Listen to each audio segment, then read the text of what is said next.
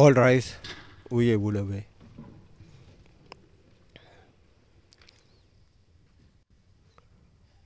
The International Criminal Court is now in session. Lord John to Co-Panel International at Kuwait.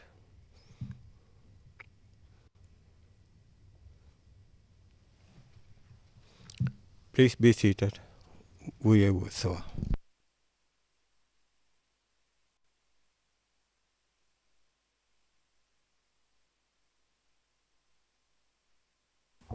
Yes, good morning. La juge présidente, bonjour à tous. Yes, I think you better call the case again, please. Je vous demanderai de bien vouloir appeler l'affaire de nouveau. La greffière d'audience. Bonjour Madame la Présidente, Mesdames les juges. Il s'agit de la situation au Darfour, Soudan, en l'affaire le procureur contre Ali Mohamed Ali Abdarrahman. Référence de l'affaire ICC 0205 01 20. Et au fin du compte rendu, je précise que nous sommes en audience publique. La juge présidente, oui, merci beaucoup. Veuillez présenter vos équipes. La défense d'abord.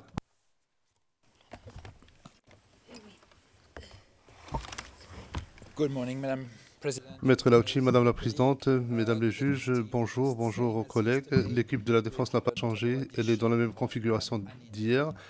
Il n'y a que Madame Anine Khalil qui a rejoint notre équipe. La juge présidente, merci beaucoup. L'accusation, Monsieur Nichols. Bonjour Madame la Présidente, bonjour Mesdames les juges, bonjour à tous dans la salle. Notre équipe est la même que celle qui était ici hier. La Présidente, enfin, les représentants légaux des victimes. Maître Van Wistinghausen, bonjour Madame la Présidente, bonjour Mesdames les juges, bonjour à tous ici dans la salle et autour de la salle. La composition est la même. Il y a juste un nouveau case manager qui a rejoint notre équipe et qui est assis derrière moi. Il s'appelle Mohamed Bital. Merci. La juge présidente. Merci beaucoup, Maître Van Wistinghausen. Très bien. Maître Lauchi, je suppose que le témoin est déjà prêt. Mais c'est un témoin règle 63.3, donc vous allez devoir faire un résumé. Maître Lauchi, tout à fait, Madame la Présidente. Le témoin D16 a fait une déclaration à la défense dans laquelle il a exprimé son opinion sur les dispositions pertinentes du droit soudanais contenues dans des documents et des déclarations, y compris la Constitution de 1998, le Code pénal de 1991 et la loi sur les forces armées de 1986, s'agissant des crimes qu'il estime être équivalents aux charges pour lesquelles M. Abdarrahman a été condamné, ainsi que les peines applicables à ces crimes en vertu du droit soudanais. Le témoin D16 précise également que certaines peines, telles que la peine de mort et la réclusion, ne peuvent être imposées à des personnes condamnées qui ont atteint l'âge de 70 ans, sauf dans des cas exceptionnels, à savoir des cas d'Iraba. Merci. La juge présidente, merci beaucoup. C'est très succinct comme résumé. Est-ce que l'on peut faire entrer le témoin dans la salle de transmission, s'il vous plaît?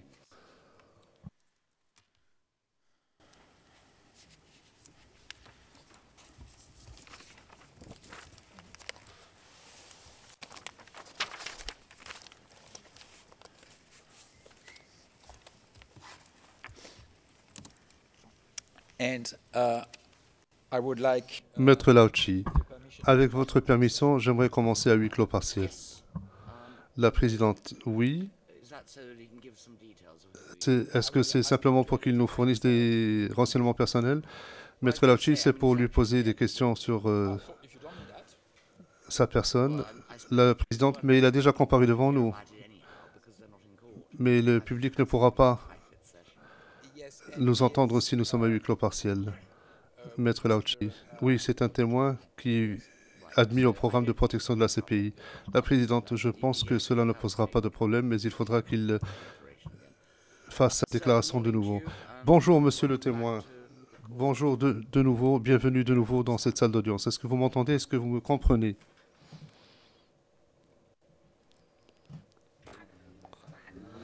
Le témoin, bonjour, je vous entends parfaitement. La présidente, comme vous le savez, puisque vous avez déjà déposé devant cette cour, votre déposition commencera par l'engagement solennel que vous allez devoir prendre. Je ne sais pas si vous avez une copie devant vous. On me dit que oui. Auriez-vous l'obligeance de lire à voix haute la déclaration qui est devant vous? Je déclare solennellement que je dirai la vérité, toute la vérité et rien que la vérité.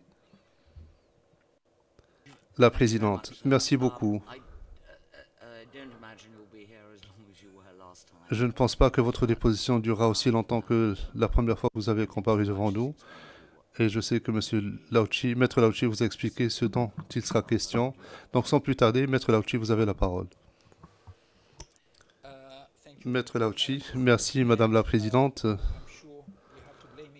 Et c'est probablement mon accent français, mais dans le résumé que j'ai lu, dans la transcription, on a écrit 17 ans plutôt que 70 ans. Je précise que c'est bien 70 ans.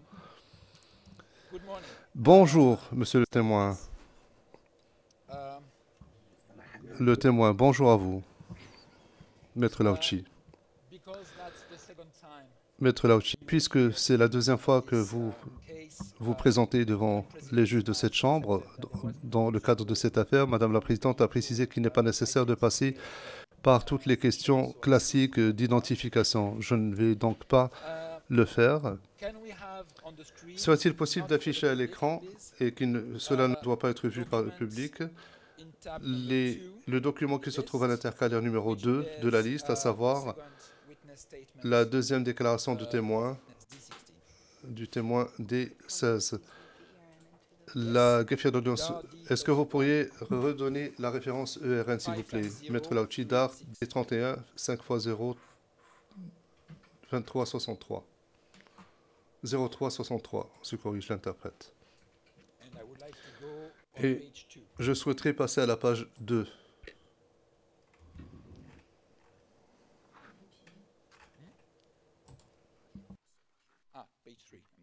Pardon, on me dit que c'est plutôt la page 3.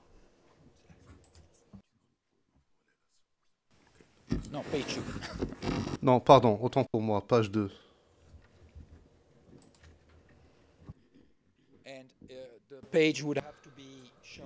Et il faudrait que le témoin puisse avoir à l'écran cette page.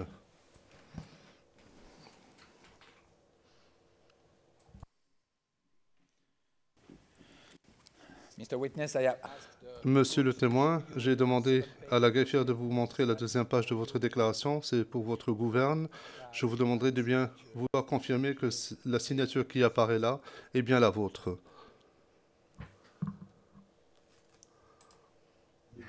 Le témoin, oui, je confirme. La présidente, Maître Lauchi, c'est bien la déclaration qui comporte 27 pages. Maître Lauchi, c'est celle qui est datée du 16 au 18 octobre, mais oui, l'autre était beaucoup plus longue. La présidente, oui, tout à fait.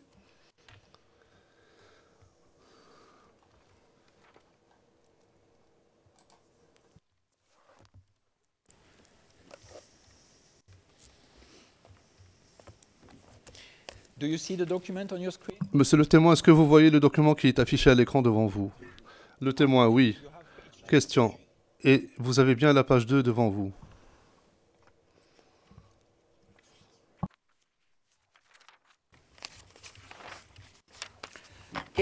Yes, we can hear you. La présidente, oui, nous vous entendons. Je n'ai pas entendu d'interprétation. Ah, bien entendu. Autant pour moi. Maître Lauchi, poursuivant. Je n'avais pas entendu votre réponse. Vous confirmez que c'est bien votre signature? Réponse du témoin, oui. Question. Est-ce que nous pouvons passer à la page 26 de cette déclaration, s'il vous plaît?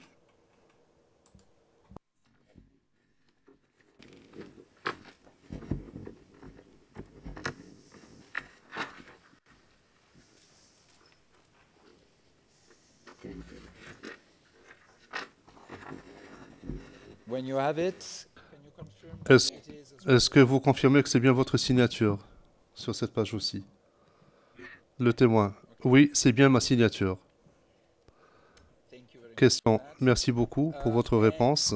Last week, on Thursday, La semaine dernière, November, plus précisément we jeudi had, 13 novembre, preparation session nous avons eu ensemble une séance de préparation. Est-ce que vous confirmez for that qu'avant cette séance de préparation, vous avez eu la possibilité de relire votre déclaration, given to you by the court? la déclaration qui vous a été remise par la Cour? Le témoin, c'est exact, oui. And Oui, j'ai eu l'occasion de la relire. thank you. And Question, after merci. this, reading session, Et après cette séance de relecture, est-ce que vous avez apporté des éclaircissements, des ajouts, des corrections à votre déclaration?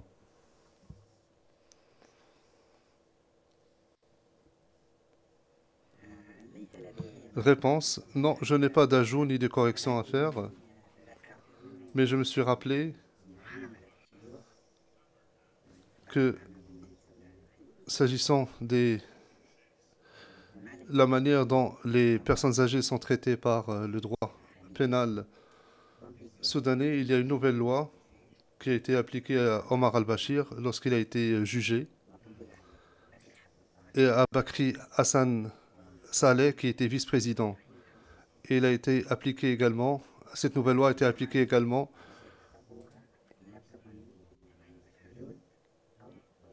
et à Abdelrahim Mohamed Hussein. Et dans ces cas-là, il ne s'agissait pas de hudud ni de qisas. Les dispositions de ces lois ont été appliquées parce qu'il s'agissait de personnes âgées.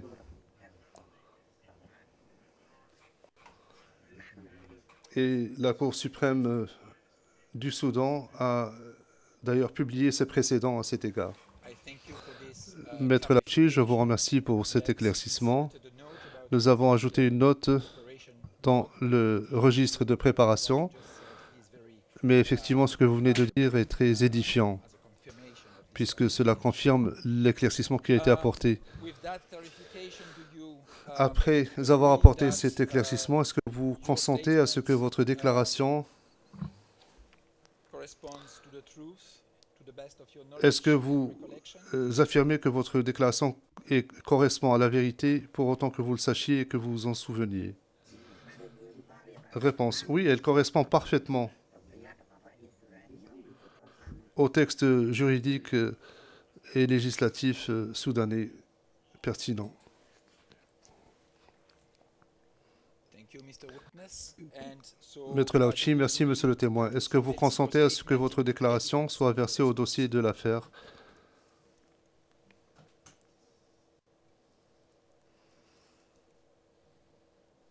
Réponse, oui. thank you. So the Question, defense je vous remercie. Donc la défense demande second statement, DAR à ce que D31, la deuxième déclaration 363, du témoin DAR D31 5x0363 soit versée au dossier en tant qu'élément de preuve. La juge présidente, nous sommes d'accord. Monsieur Jérémy, Madame la Présidente, nous avons déjà indiqué notre position. Nous nous opposons au versement de cette déclaration. Vous avez déjà tranché, donc ce n'est pas pour cela que j'interviens. Juste une petite précision au transcript qui pourrait être utile. C'est la terminologie qui reviendra lors du contre-interrogatoire. Je crois que le témoin a fait référence au hudud, au crime de type hudud et qisas, Q-I-S-A-S. La juge présidente, vous faites référence à quelle ligne, monsieur Jérémy? Page 6, ligne 25, et page 7, ligne 1. Je voudrais que cela soit bien précis dans le transcript. Ici, il est écrit les rimes plutôt que les crimes. Les crimes, en l'espèce, n'étaient pas des crimes de type hudud ou qisas. Je crois que ces termes vont revenir plus tard, donc il serait utile de les préciser ou de les faire préciser au compte-rendu. La juge présidente. Très bien, merci beaucoup. Madam President, with all Maître Lauchi, Madame la Présidente, attempts to stay in public, I have one question to Avec tous les efforts que je déploie pour rester en audience publique, il me reste une dernière question que je voudrais poser à huis clos partiel. Il s'agit des circonstances de comparution de ce témoin, donc cela doit être traité à huis clos partiel. La juge présidente, si c'est parce que vous craignez que la Chambre voit d'un mauvais œil ce qu'il s'est passé, je pense que pouvoir parler au nom de mes collègues pour dire que nous sommes prêts à admettre qu'il s'agit d'un malentendu. Maître Lauchi, peut-être que les parties souhaiteraient obtenir des explications là-dessus. La présidente, oui, si vous le souhaitez. Monsieur Nichols, non, nous n'avons pas besoin d'explications. La présidente, Maître Lauchi, si vous préférez obtenir ces informations, nous pouvons passer à huis clos partiel.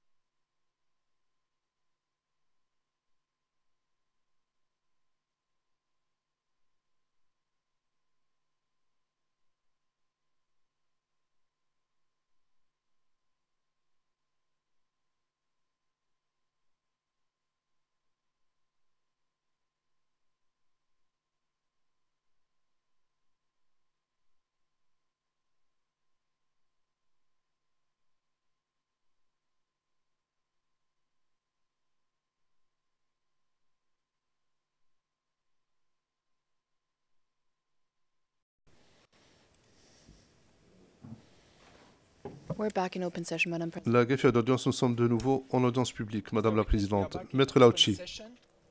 Monsieur le témoin, nous sommes de retour en audience publique et je souhaite vous poser une question sur un document qui vous a été montré jeudi dernier lors de votre séance de préparation. Il s'agit du document qui se trouve à l'intercalaire numéro 15 de notre liste de pièces d'art D31 5x0 366. C'est un document qui est en anglais. Serait-il possible de l'afficher à l'écran, s'il vous plaît? Pour le public aussi.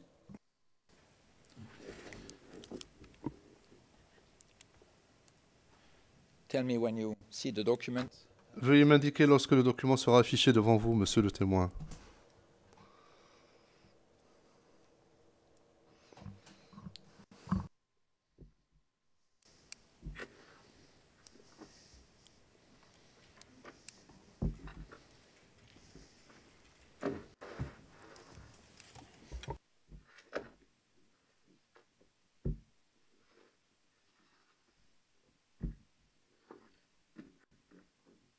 Yes, and this document also exists Est-ce que ce document, Arabic, that's ce document existe également en version arabe D31 5x0?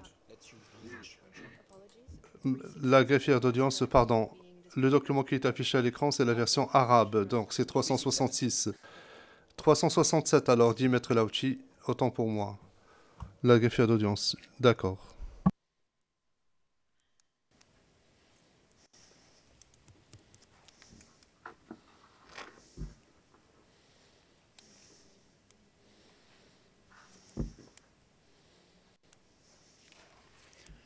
Mr. Witness, do you see the document? Monsieur le témoin, est-ce que vous voyez le document à l'écran? Oui, je vois traduction d'éléments de preuve en anglais.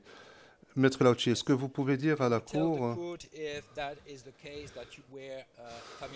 que c'est un document que vous connaissiez avant qu'il ne vous soit montré? Non. Le témoin, oui. Question. Le témoin poursuivant. Ce document émane de la Cour suprême. Ce document fait état des dispositions relatives aux personnes âgées qui sont applicables et ne relève pas de la direction des services carcéraux, mais plutôt de la police. C'est une disposition relative aux personnes âgées, de sorte que la personne âgée qui se trouve dans une zone qui n'est pas la sienne soit transférée dans une autre zone. Et le président al-Bashir, d'après ce que j'en sais maintenant, se trouve dans un état qui n'est pas celui dont il est originaire. Il en va de même pour Abdelrahim Hussein et Bakr Hassan Saleh. C'est là qu'il se trouve.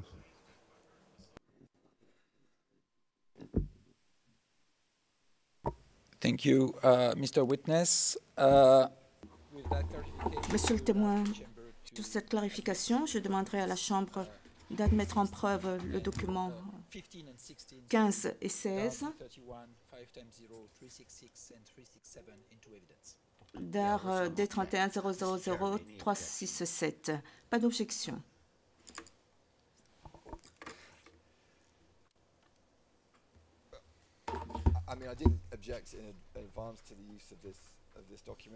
Je n'ai pas fait objection au versement en preuve de ce document, mais je ne vois pas en quoi cela serait pertinent pour la détermination de la peine. Et je ne comprends pas en quoi est-ce que l'accusé pourrait être déclaré coupable sur cette base en 2003-2004.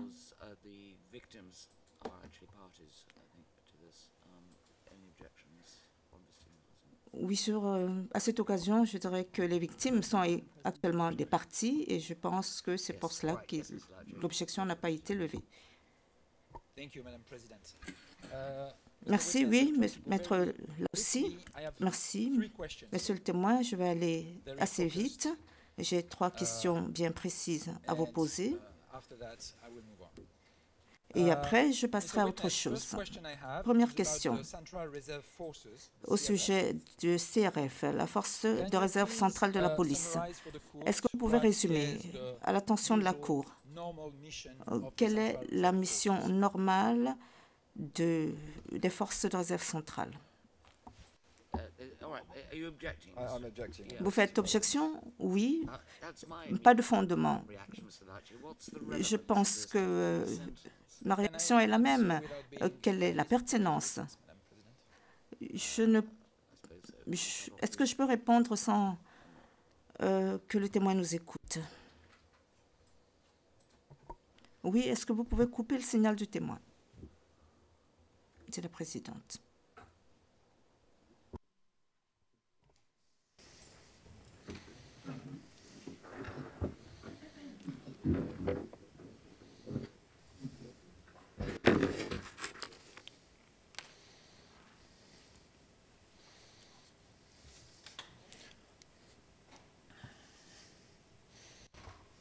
The audio to the witness has been cut off. Right. Yes, Mr. Ledger. Le signal audio du témoin a été coupé. Merci. Madame la Présidente, selon le jugement, l'attaque à Bindisi et à Kodum a été perpétrée en présence des membres des forces de réserve centrale. Et j'aimerais que le témoin nous dise si cela faisait partie de la mission normale des forces de réserve centrale visant à protéger la population, car cela est pertinent pour la définition de Iraba.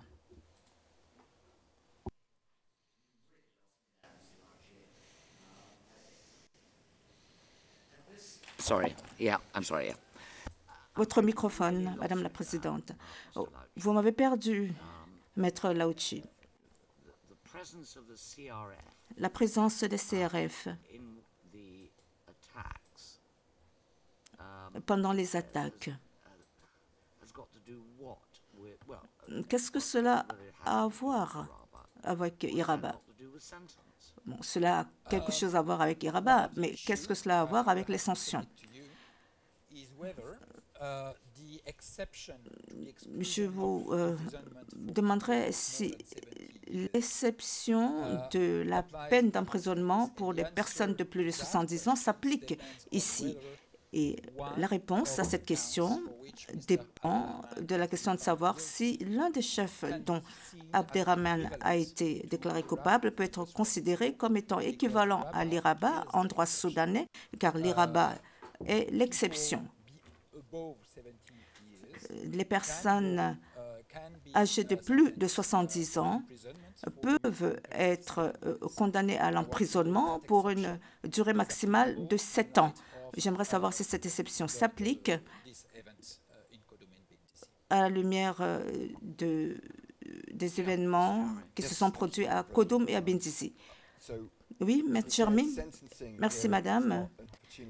L'audience de détermination de la peine n'est pas l'occasion de revenir sur des questions qui ont été tranchées dans le jugement, qui ont été discutées au procès. Ce n'est pas ici le lieu pour Maître Lauchi de revenir, de réinterroger le témoin alors qu'il lui a déjà posé ces questions sur les rabats. La jurisprudence est très claire, nous l'avons cité dans nos écritures, dans l'affaire Tanganda, Bemba, paragraphe 8 et 17.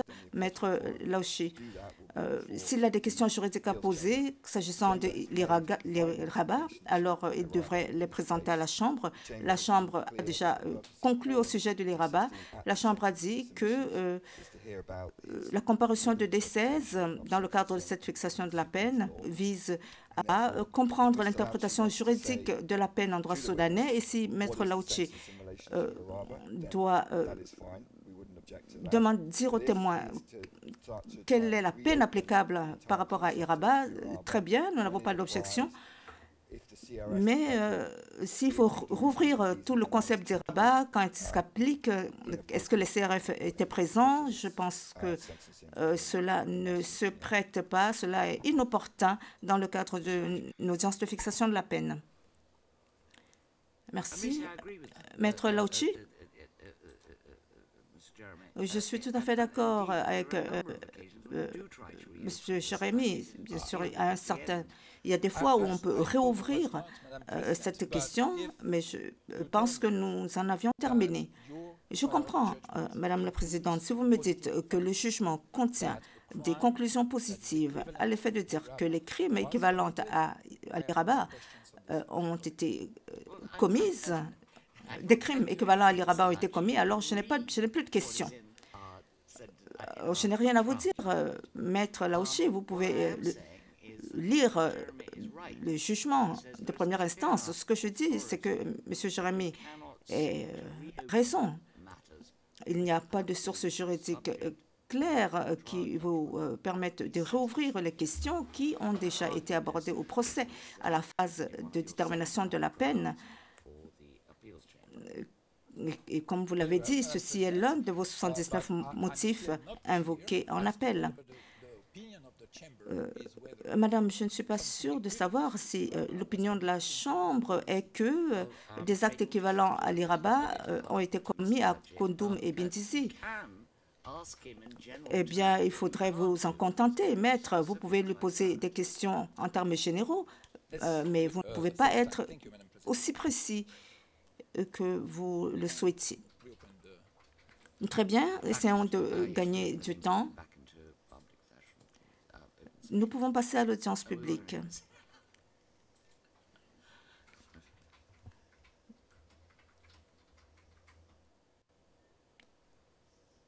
Oh, nous sommes déjà en audience publique. Vous pouvez poursuivre.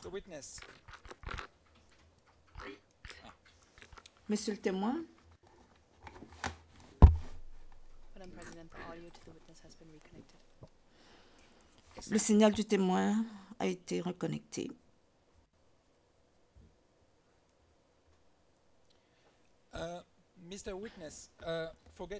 Monsieur le témoin, oubliez ma précédente question, je la retire. Il me laisse une question pour vous.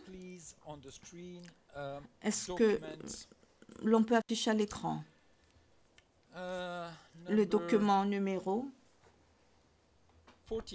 14 dans la liste des éléments de preuve, référence DAR OTP 0118-0075, et qui est la version anglaise de la loi de 1986 sur les forces armées populaires.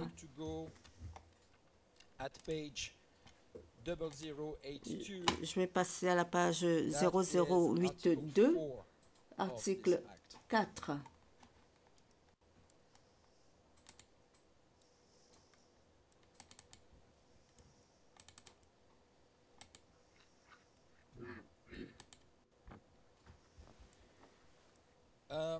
Mr. Witness, in your statement, dans votre déposition, s'agissant du chef 1, attaque lancée contre Kondoum et Bindizi constitutif de crime de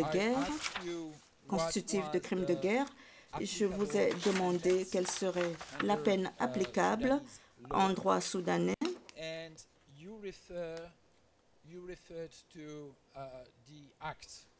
Et vous avez fait référence à la loi de 1986 dans votre réponse. Quel est le paragraphe que vous citez dans la déclaration?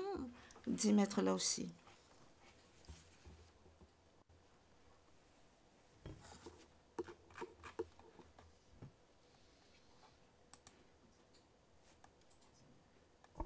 I think it's paragraph 20, Your Honor. Je pense que c'est le paragraphe 20.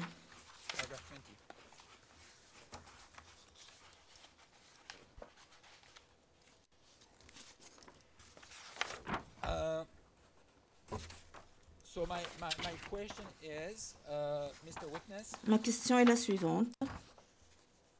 This attack on Kudum and Bindisi Cette attaque was, contre according to the Kudum trial et judgment, Bundizi perpetrated a été by perpétrée, selon le group of jugement de première instance, par un groupe de personnes appelées les Janjaouites. Can you please tell us in which Pouvez-vous nous category dire of the Article 4 dans quelle catégorie the Janjaweed, de l'article 4 are falling? les Janjaouides sont classés? Dans quelle catégorie relèvent les Janjaouides, selon l'article 4?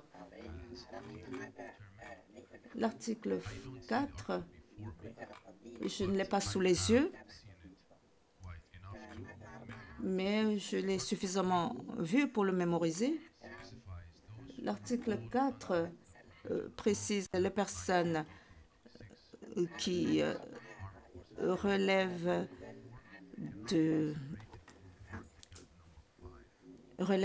des personnes entrant dans le champ de l'application de la loi sur les forces armées. L'article 4 ne peut pas être séparé de l'article 5 de la même loi. L'article 4 a été déclaré pour les cas d'urgence. Et selon cet article, l'article 4, toutes les forces de la police, les forces de sécurité, servent sous le commandement des forces armées et tous les crimes qui y sont commis sont poursuivis conformément à la loi sur les forces armées populaire de 1986. Thank you. So to be clear, Merci. is there any category of Article Pour être 4 clair, in which the Janjaweed would fall? est-ce qu'il y a une autre catégorie selon l'article 4 à laquelle relèveraient les Janjaouides ou est-ce qu'on se réfère uniquement à l'article 5? Objection.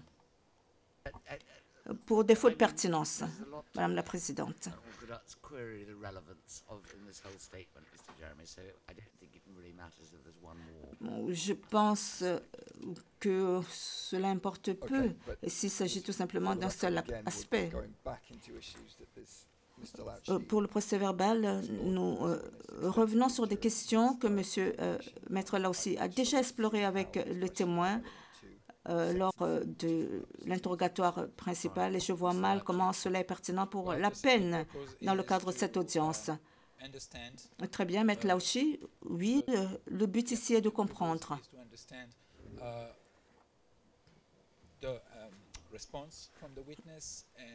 La réponse du témoin et comment est-ce que la loi de 1986 s'applique aux Janjaouides à son sens.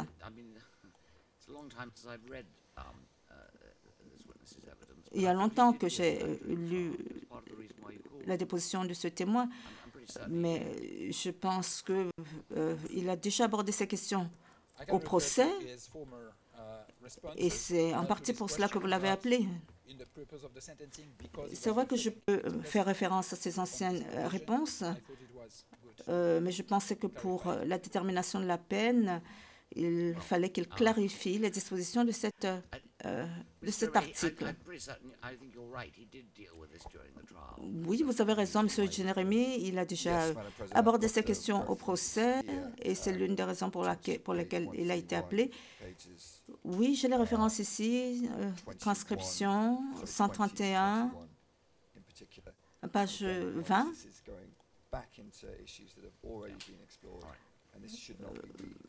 Effectivement, il s'agit des questions déjà explorées sur lesquelles on ne devrait pas revenir en réinterrogatoire. Je suis d'accord. Vous essayez de revenir sur des questions qui ont déjà été discutées au procès. Maître Laoussi, merci. Dans ce cas, je n'ai plus de questions. Et je vais réserver mes prochaines questions pour le complémentaire, si nécessaire, l'interrogatoire complémentaire. J'ai l'impression que vous ne pourrez pas le faire. Vous ne pouvez avoir un complémentaire que sur des questions qui découlent du contre-interrogatoire. Merci. Merci. Je n'ai pas de contre-interrogatoire, dit M. Jérémy. Rien de notre côté chez les victimes. Merci. which obviously makes no re-examination on the defense side. Et donc, la défense n'a pas de complémentaire. I don't want to check with either my colleagues. Any questions? Est-ce que mes collègues ont des questions? Judge Alapini, please. Oh, no. Juge Alapini? No, no questions from the judges. Non, pas de So, thank you questions very much. de la part des juges. That completes Merci evidence today. d'avoir comparu, monsieur le témoin. Vous êtes arrivé à la fin de votre déposition aujourd'hui. Yes. You want to say something? Oui, vous voulez dire quelque chose? So, about what?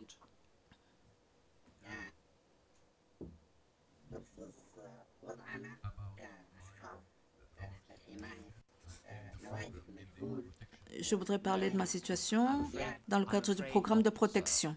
Anything you want to raise Malheureusement, vous ne pouvez pas le faire. raised with the persons with you? Vous pouvez soulever ces questions Thank you very much. avec les personnes qui vous accompagnent. Cela n'a rien à voir avec nous. Merci. Nous avons déjà soulevé ces questions, mais elles sont restées sans réponse. La présidente, ceci n'est pas le lieu pour vous de soulever des questions de cette nature. Merci infiniment. Vous êtes arrivé au terme de votre déposition. Vous pouvez à présent quitter le prétoire. Merci. Vous pouvez couper le signal du témoin à présent.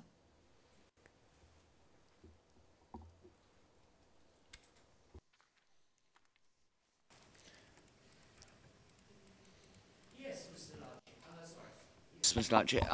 So yesterday, Maître Lauchi, you were about to begin hier, your submissions in respect vous of the victims. vouliez commencer Madam vos President, observations but concernant before les that, victimes. with your permission, Oui, we are mais avant requesting cela, the avec votre possibility permission, of, having a final nous greeting, avons so very short demandé to have a greeting session with the witness. la possibilité de pouvoir avoir une petite session avec le témoin pour pouvoir saluer le témoin.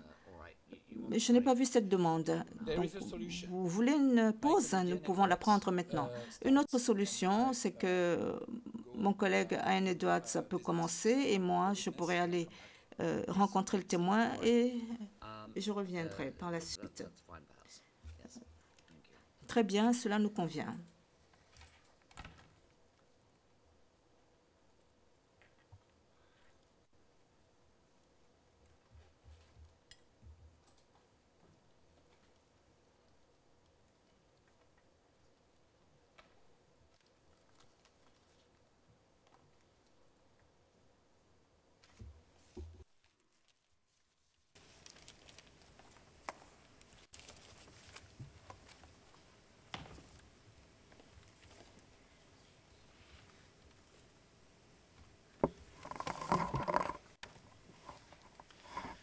Good morning. Your Honour, I will shortly address you on the mitigating Bonjour, je vais vous parler à présent des circonstances atténuantes en l'espèce. but before Mais I avant do, there are cela, three brief points I would like to make regarding the gravity j'ai 3 points que j'aimerais soulever s'agissant de la gravité des crimes dont M. Abdelrahman a été déclaré coupable. some of Mr. Louch's Cela vient compléter les observations de Maître Lauchi today. et d'autres observations qu'il va formuler But the plus thrust tard of the submission dans la journée. is that the crimes En résumé, Abdurrahman je dirais que les crimes dont Abdelrahman a été déclaré coupable n'atteignent pas le degré de gravité qui justifierait une peine d'emprisonnement à vie en vertu de l'article 77(1)b. D'abord, le procureur et les représentants légaux vous ont présenté leur on the gravity of the offence. It is admittedly soumission sur la gravité des crimes.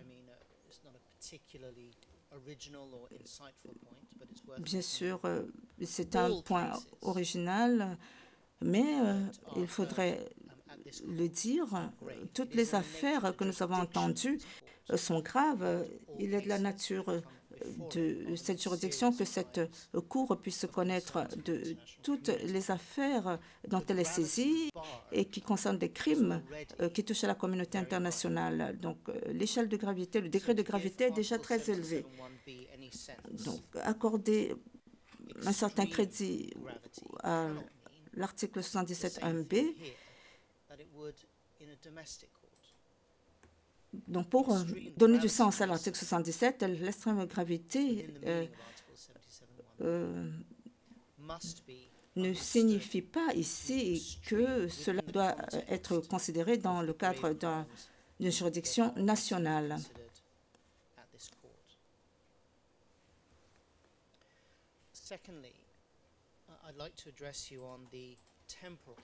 Deuxièmement, je vais vous parler de la durée ou du champ temporel dont relèvent les crimes. Donc, le procureur y fait référence en passant au paragraphe 167 et 168 dans leurs écritures. Maître Nichols a parlé des crimes qui se sont commis sur une période prolongée. À la page 36 du compte-rendu d'audience. Donc, pour les représentants légaux, paragraphe 55 de leur soumission, ils disent que 4 incidents rentrent dans le cours normal du comportement de l'accusé et nous sommes d'accord en droit. Mais s'agissant du champ temporel, la période de temps dont relèvent les crimes reprochés à M. Abderrahmane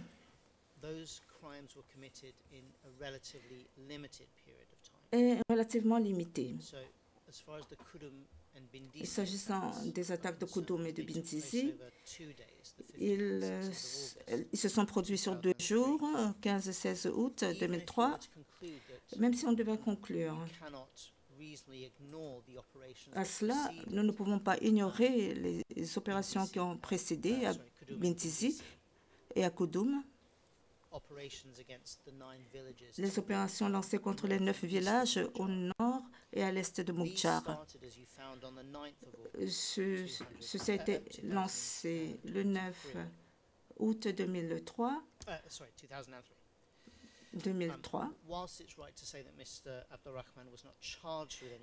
C'est juste de dire que Abdelrahman n'a pas été poursuivi pour les crimes précédant ces opérations. Néanmoins, en tenant compte des précédentes attaques, nous parlons d'une période d'une semaine, la Chambre a entendu la preuve des opérations de Sindou et de Moukjar qui se sont tenues en février 2004. 5 mois plus tard, M. Abdelrahman ne fait pas l'objet de charges qui concernent cette période de 5 mois. Les crimes liés à Moukjar se sont produits fin février, début mars 2024. Et les crimes dont il doit être condamné à Moukjar, à la police, au poste de police de Moukjar, et les exécutions qui sont tenues se sont produits sur 2 jours et non sur des mois. Nous avons également les crimes qui se sont produits à Délègue et dans ses environs, dont il a été déclaré coupable et dont il sera condamné, se sont produits sur quelques jours, le 5 et 7 mars 2024. Il n'y a donc pas de chevauchement entre ces 2 opérations, Délègue et Moukchar. Nous parlons de quelques semaines, de quelques jours et non des mois pour les opérations de Moukchar et Délègue. Les écritures du procureur sur le champ temporel comme étant un facteur qui demande que l'on conclue à l'extrême gravité ne résiste pas à une analyse raisonnable des faits. Nous disons également que l'affaire de M. Abdelrahman se distingue nettement d'autres affaires dont la CPI a été saisie où le champ temporel des crimes était véritablement étendu et grave. Lubanga a été déclaré coupable pour des crimes qui s'étendaient sur toute une période entre septembre 2002 et août 2003. Ntaganda a été déclaré coupable pour des crimes qui s'étendaient sur toute la période allant d'août 2002 à décembre 2003. Ongwen a été déclaré coupable de crimes commis sur une période de 3 ans, du 1er juillet 2002 à la fin décembre 2005, à savoir 3 ans et demi. La période plus courte et plus limitée dans laquelle s'inscrivent les actes criminels de M. Abderrahmane, comme vous l'avez conclu, est un facteur pertinent, important, qui doit être pris en compte pour réduire la gravité de ces crimes, et notamment le degré d'extrémité qui pourrait justifier une peine d'emprisonnement à vie. Et enfin, troisième et dernier point sur la gravité, avant de passer aux circonstances atténuantes, porte sur le chef de viol dont Abderrahmane doit être condamné. Je le dis d'emblée clairement que la défense ne conteste pas les viols et les autres actes de violence sexuelle comme Yamouchar et dans les localités de Wadi et Salé en 2003 et 2004 et ne le fera jamais. Nous l'avons clairement indiqué au procès, je le réitère ici maintenant. Rien de ce que je dis n'est censé diminuer la gravité des viols subis par les survivants des victimes, dont certains ont eu le courage de témoigner au procès. Nous ne contestons pas les souffrances terribles que ces personnes ont endurées à l'époque et les souffrances qui perdurent aujourd'hui,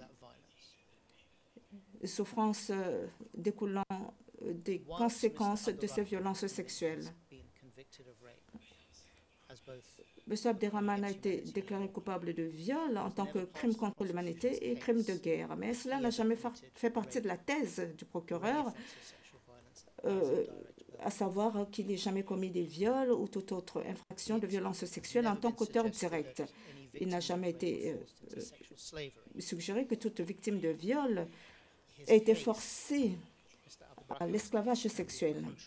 L'affaire de M. Abderrahmane, comme nous l'avons dit, tranche nettement avec celle de Dongwen, qui a été déclaré coupable de viol, esclavage sexuel, mariage forcé en tant qu'auteur direct, sur une période s'étendant sur de nombreuses années, au cours desquelles des femmes et des enfants ont été violés systématiquement, jour après jour, semaine après semaine, mois après mois. Il n'entre pas dans cette catégorie. Monsieur Ntaganda a été reconnu comme ayant été au courant du fait que des femmes et des fillettes avaient été amenées dans son camp. Il l'a fait lui-même d'ailleurs, sachant très bien ce qu'il allait advenir d'elles. À notre sens, ce contraste entre M. Abderrahmane et les autres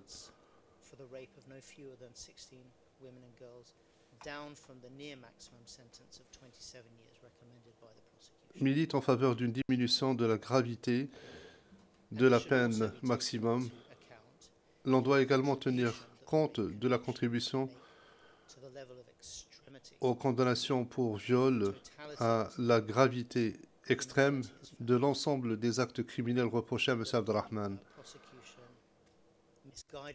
Et l'accusation a, à tort, milité en faveur d'un emprisonnement à vie. C'est tout ce que j'avais à dire au sujet de la gravité. Permettez-moi maintenant d'en venir aux circonstances atténuantes qui existent en l'espèce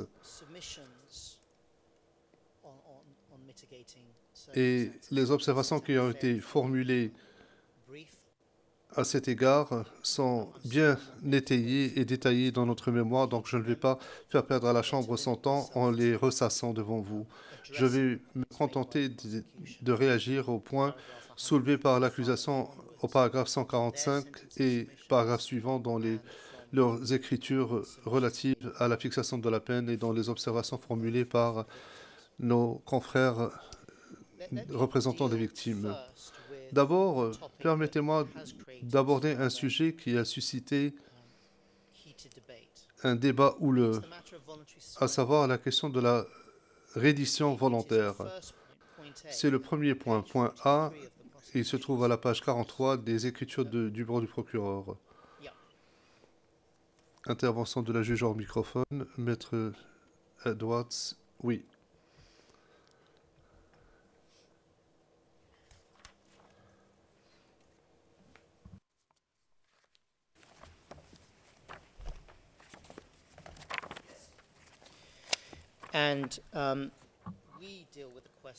Nous traitons la question de la reddition volontaire au paragraphe 81 à 86 de notre mémoire au point F.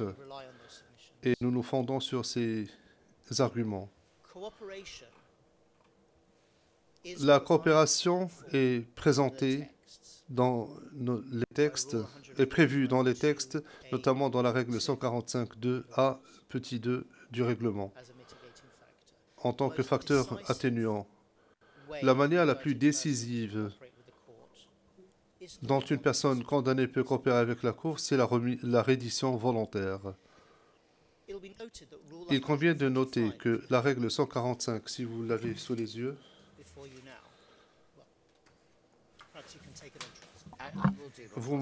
faites-moi confiance pour la teneur, la juge présidente. Nous n'avons pas de copie du statut ou du règlement ici. On va nous en remettre une.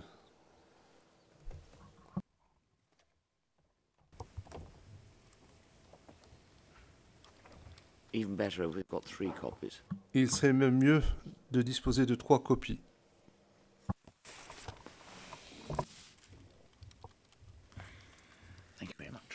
Merci beaucoup.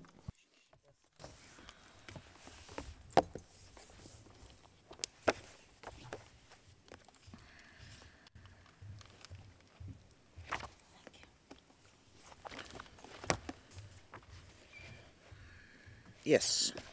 La juge présidente. Oui, allez-y. Maître Edwards, donc règle 145.2a petit 2. Je vais donner lecture de cela. Donc, circonstances atténuantes telles que ce n'est pas une liste exhaustive, comportement de la personne condamnée postérieurement au fait, y compris les efforts qu'elle peut avoir faits pour indemniser les victimes, et là j'insiste, son attitude coopérative à l'égard de la Cour. Je souligne coopération. La règle 145.2 A petit 2 ne limite pas ou ne précise pas d'alinéa limitatif. Il n'est pas précisé que la coopération doit être d'une certaine nature ou faite dans un cadre temporel précis. La question est laissée ouverte. Le libellé se lit comme suit, son attitude coopérative à l'égard de la Cour. Point final. L'accusation adopte une approche maximaliste, une position à peine réaliste. C'est comme s'il n'y avait aucun filtre, aucune possibilité de modération. L'accusation demande à la Chambre de première instance de conclure... Non, pardon, je me reprends. De conclure que les circonstances sont extrêmes en excluant la possibilité de prendre en considération des circonstances atténuantes. Or, là, on parle de circonstances atténuantes. Des circonstances atténuantes qui permettent à la Chambre de prendre un peu de recul par rapport à la position exceptionnelle qui est celle d'imposer la peine de réclusion à perpétuité, de sorte que ce genre de peine soit applicable uniquement dans les pires cas et les pires circonstances.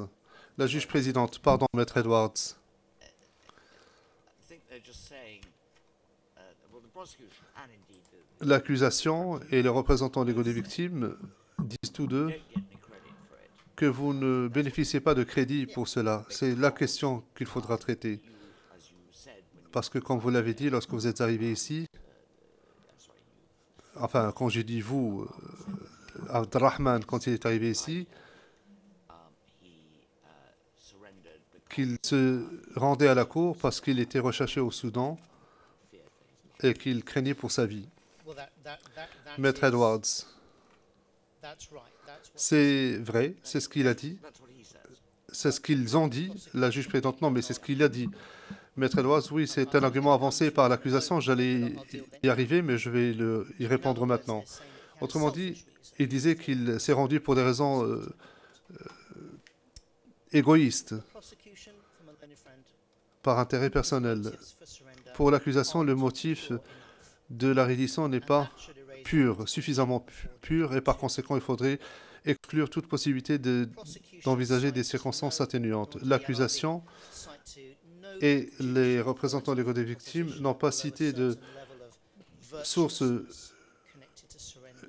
juridique pour parler du caractère vertueux de la reddition. Not only is this an argument we say devoid C'est of un argument qui est dénué de of the most subjective assessment de fondement, of righteousness, mais il ajoute une dimension de justesse et au caractère approprié. Je pense que la Chambre n'a pas à tenir compte d'un tel it is argument. more accurate to describe Mr. Il serait plus juste de décrire les motifs de M. Abdelrahman comme étant mixtes plutôt que de dire qu'ils sont tout simplement égoïstes. Even if there Donc, was car même an element of his s'il having y avait un élément being arrested in Sudan, privilégiant l'arrestation en dehors du Soudan et le fait de préférer la reddition à la cour plutôt que d'être emprisonné au Soudan, democratic Sudan, à la suite d'un procès dans un État autocratique qu'est le Soudan, death sentence, suivi d'une peine, probablement la peine de mort. Donc, qui peut lui en vouloir d'avoir préféré cette option-là, la deuxième?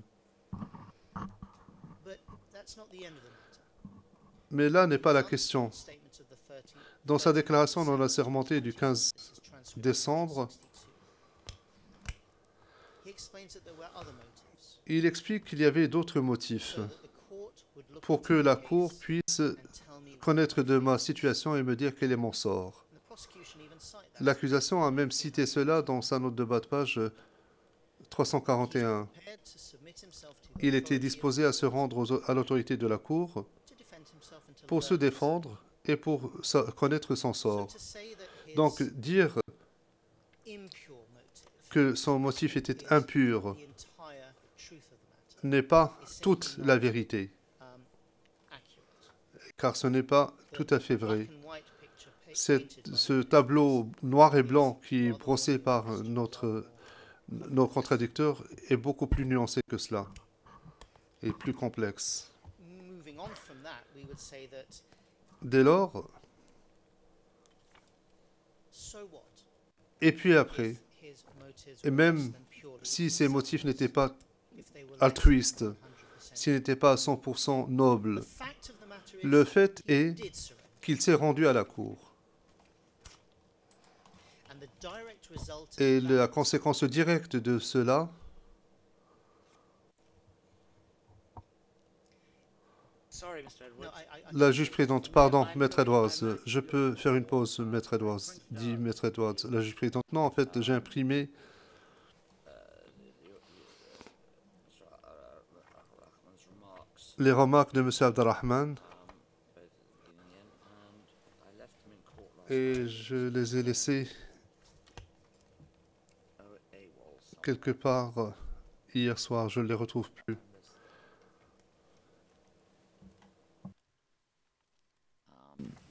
Does anybody know what happened?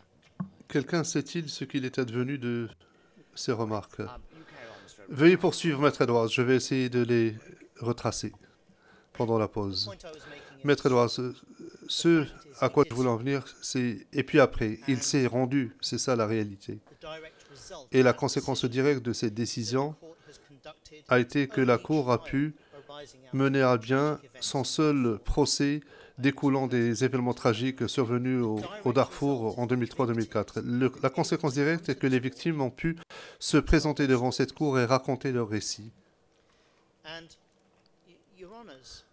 Mesdames les juges, notre position est celle-ci et nous pensons que c'est équitable. S'agissant de la plupart des témoins des faits incriminés, la défense n'a pas contesté la quintessence de leur récit ni les événements traumatisants dont ils ont été victimes. Pour l'essentiel, la défense a accepté la véracité des récits, de la souffrance, des crimes dont ils ont été victimes. Parfois, dans vos propos de clôture aux témoins, vous avez dit à des témoins des faits incriminés que la défense n'a pas contesté leur récit. Pendant tout le procès, nous avons minimisé pour autant que faire se peut la retraumatisation des témoins à charge et des témoins des représentants légaux des victimes, tout en avançant notre position, en essayant de dissocier les liens allégués entre notre client et les crimes. Mesdames les juges, vous avez vu à quel point les témoins des faits ont fait preuve de courage et de dignité lorsqu'ils ont raconté leur récit. Et pour la plupart, c'était une sorte de catharsis. Ils ont pu raconter leur récit devant une salle pleine d'étrangers dans un pays lointain, mais qui étaient tous disposés à les écouter et à les croire. Et peut-être pourriez-vous penser que cela a contribué quelque peu à leur guérison, mais rien de tout cela n'aurait pu être possible si M. Abdelrahman ne s'était pas rendu volontairement à la cour. Et à notre sens, pour cela, il mérite un certain crédit. L'accusation se fonde sur ce que la Chambre de première instance a dit dans l'affaire Ntaganda.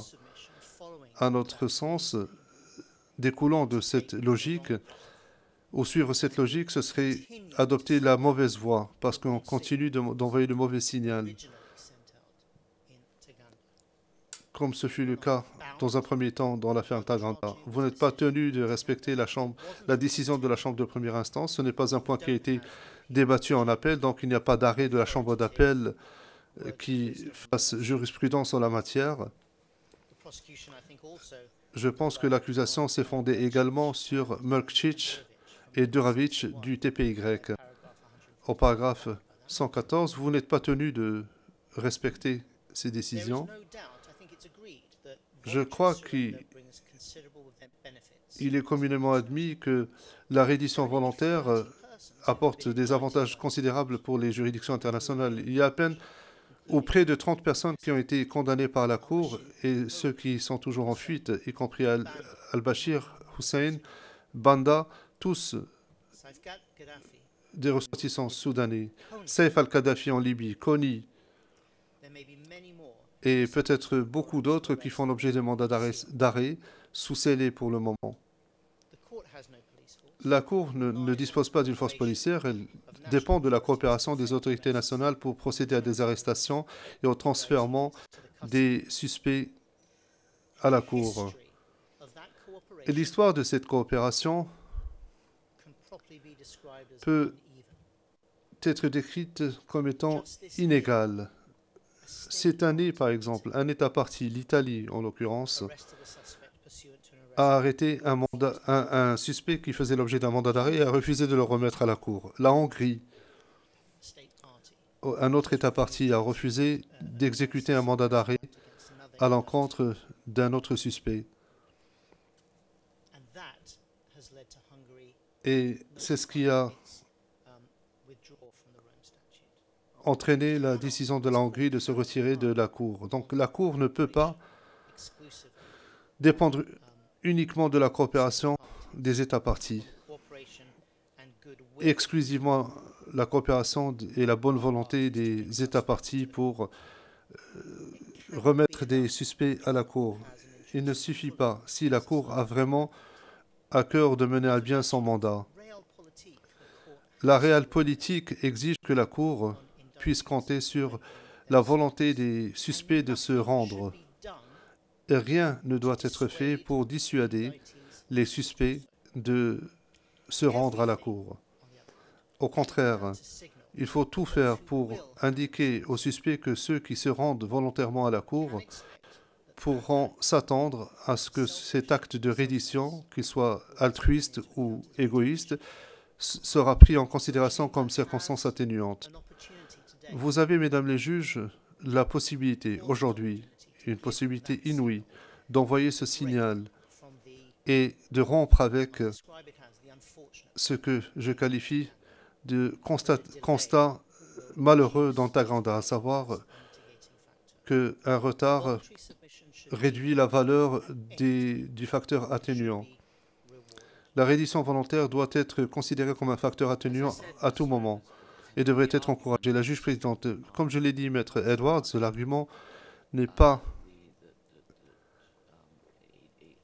tellement qu'il ne s'est pas rendu volontairement, mais la raison de sa reddition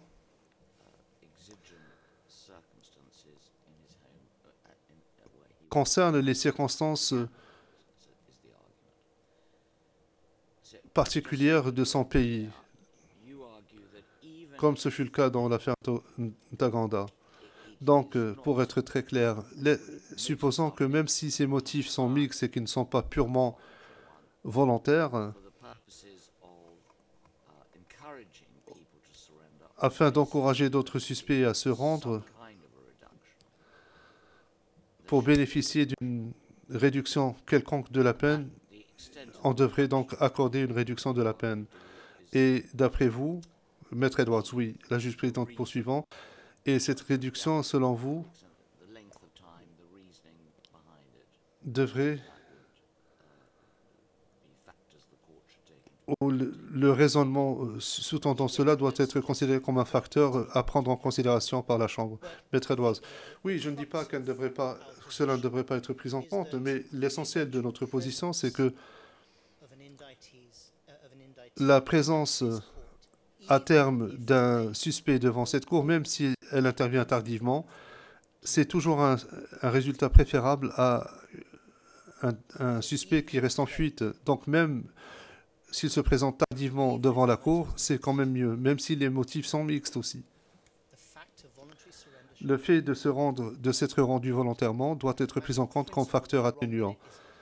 Et par principe, je dis que c'est une erreur de ne pas le prendre en considération. C'est pourquoi nous vous invitons à rompre avec la position adoptée dans l'affaire Ntaganda, la jurisprudence Ntaganda.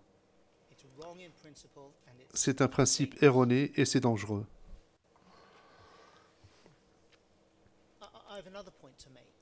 Un autre argument à faire valoir. Je m'éloigne un peu du principe pour parler des circonstances de l'espèce. Rappelez-vous, mesdames les juges, qu'il y a eu beaucoup de débats au début de ce procès sur le caractère criminel de la coopération ou pas en vertu du droit soudanais. La juge présidente, je vois, d'après les moyens présentés en appel, que le débat se poursuit. Maître Edwards, tout à fait, mais sur la base de vos conclusions et vos constatations, je ne peux que me référer à vos conclusions à vous. Dans votre décision 561 du 21 janvier 2022, vous avez conclu qu'à cette date-là,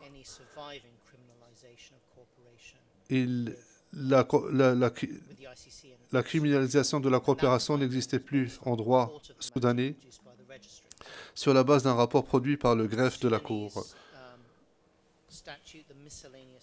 Les différentes lois soudanaises promulguées en avril 2020 avaient porté des amendements à la loi du Code de procédure pénale, l'article 3 de ce Code de procédure pénale de 1991 qui interdisait à tout gouvernement, à toute personne de fournir une assistance ou un soutien à qui que ce soit pour le transfèrement d'un ressortissant soudanais à un tribunal étranger pour avoir été accusé d'avoir commis des crimes qui constituent une violation du droit international, y compris le crime, crimes against humanity, les crimes contre l'humanité, le génocide et les crimes de guerre. and that filing is annexed Et 1 to je fais référence à l'annexe 1 6, de l'écriture 2nd October 2020. portant le numéro The 496 unambiguous, the du absolute 22 octobre prohibition, 2021. L'interdiction absolue et contained sans équivoque contenue the article which was dans cet amended article qui a été amendé en 2022 suggests that an accused person permet de penser qu'une personne condamnée serait en violation, non, 2020, pas 2022, donc qu'une personne accusée serait en violation du droit national pour tentative de reddition à un tribunal à l'extérieur du Soudan. Et c'est à travers ce prisme de l'incrimination, de la pénalisation nationale que M. Abdelrahman n'a pas pris les premières mesures pour se rendre à la Cour. C'est comme ça qu'il faut comprendre sa décision. Et cela milite en faveur du retard. S'il s'était rendu plus tôt, eh bien, il aurait été en violation du droit soudanais. La juge présidente. Là, je suis un peu perdu, là. Je crains de ne plus pouvoir vous suivre. Il s'est rendu en juin 2020. Maître Edwards, oui, la juge présidente. Or, vous dites que la loi a été adoptée en avril. Maître Edwards, avril 2020, il s'est rendu en juin, la présidente. Donc, en juin. Donc, avant cela, il n'aurait pas été en violation du droit national. Maître Edwards, non, après avril 2020, la présidente. Oui, après avril 2020. Vous dites qu'après avril 2020, c'est devenu de nouveau un crime, ou ça a été érigé en crime. Maître Edwards, non, c'est le contraire. Donc, jusqu'au mois d'avril 2020, c'était un crime de coopérer avec la CPI. La présidente, je pensais que cela faisait partie de l'argument présenté lors du procès, mais je ne me souviens pas de la raison pour laquelle nous avons conclu cela. Ce n'était pas une infraction pénale. Maître Edwards, la situation était la suivante. Mesdames les juges, vous avez conclu que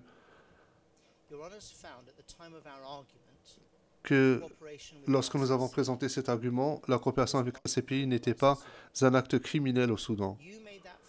Vous avez fait ce constat sur la base d'un rapport présenté par le greffe qui a fait référence à une correspondance avec le gouvernement du Soudan, qui a indiqué au greffe l'amendement au code pénal du Soudan qui est contenu dans cette loi adoptée en avril 2020. Mais avant la promulgation de cette loi, la coopération avec la CPI était un acte criminel. Après avril 2020, ce n'était plus le cas. Et le débat entre la défense et l'accusation, et vous avez conclu à la faveur de l'accusation, était que nous pensions que la loi de 2020 n'était pas suffisamment claire pour démontrer que le fait de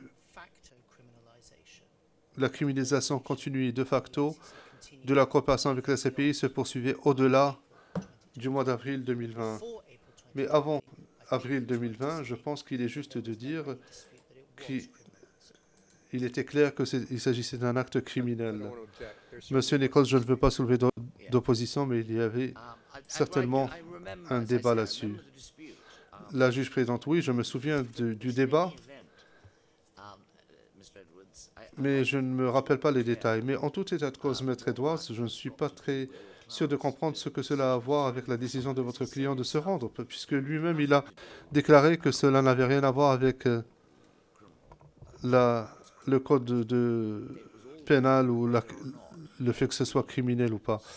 Il a dit qu'il était recherché et qu'on voulait l'arrêter pendant la courte période où le Soudan avait un gouvernement démocratique. Maître Edwards, c'est exact. those were the submissions that we made. Ce sont les arguments que nous avions présentés suite à des instructions de notre client. Go on, Mr. Edwards. Veuillez poursuivre, Maître Edwards, dit la And that présidente. was what Mr. Abdurrahman said.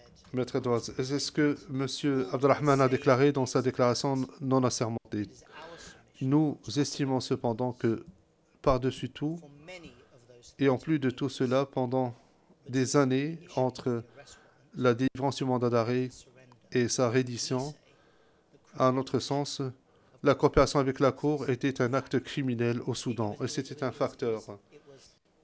it was a reality, C'était une réalité reality in Sudan.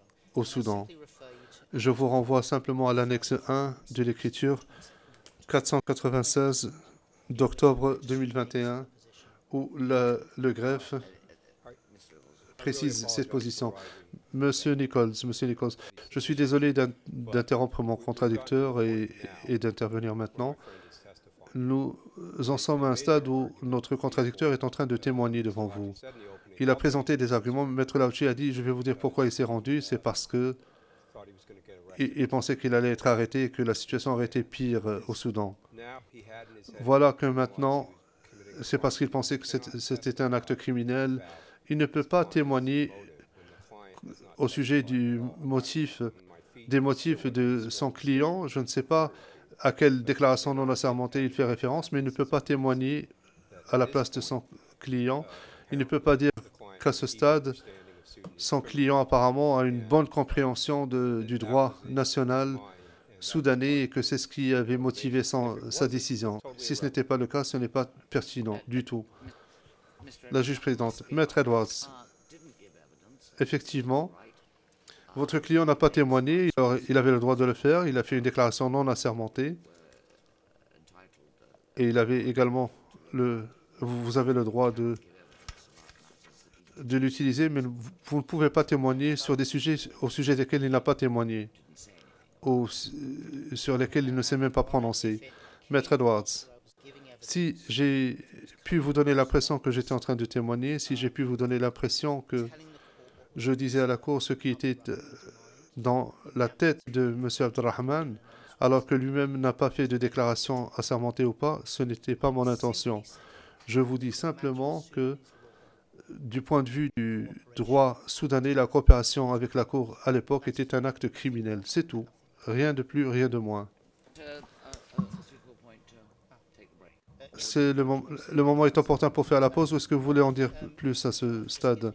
Maître Edwards, je vous demanderai peut-être de m'accorder un instant. J'ai fait des sauts dans mon intervention, mais je pense avoir couvert tout ce que je voulais dire au sujet de la reddition. Juste un instant. Effectivement, le temps est opportun pour faire la pause. Comme je l'ai dit à Maître Lauchi hier, je vous ai interrompu, mais Maître Edwards, vous comme moi, vous êtes habitué à ce genre de situation, donc des juges qui interrompent les avocats. Mais si vous le souhaitez, il y a un certain nombre de points qui ont été soulevés par l'accusation, notamment, et par le représentant légal des victimes, qui, à notre sens, pour être tout à fait juste et équitable envers vous, pour que nous comprenions votre position, qu'il vous faudra répondre à ces points. Mais je pourrais les laisser jusqu'à la fin, ou alors je peux vous poser des questions au moment où ils surviennent. Vous ou Maître Lauchi? Maître Edwards. Je ne vais pas parler au nom de Maître Lauchi, mais pour ce qui me concerne, j'en suis peut-être au tiers de mon intervention. Si vous préférez me poser des questions au fur et à mesure, pendant que c'est encore frais dans notre esprit, je préférerais agir de cette manière-là. La juge présente. Très bien, merci, c'est très utile. Nous allons faire la pause maintenant et revenir à 11h30. Oui, vous l'avez.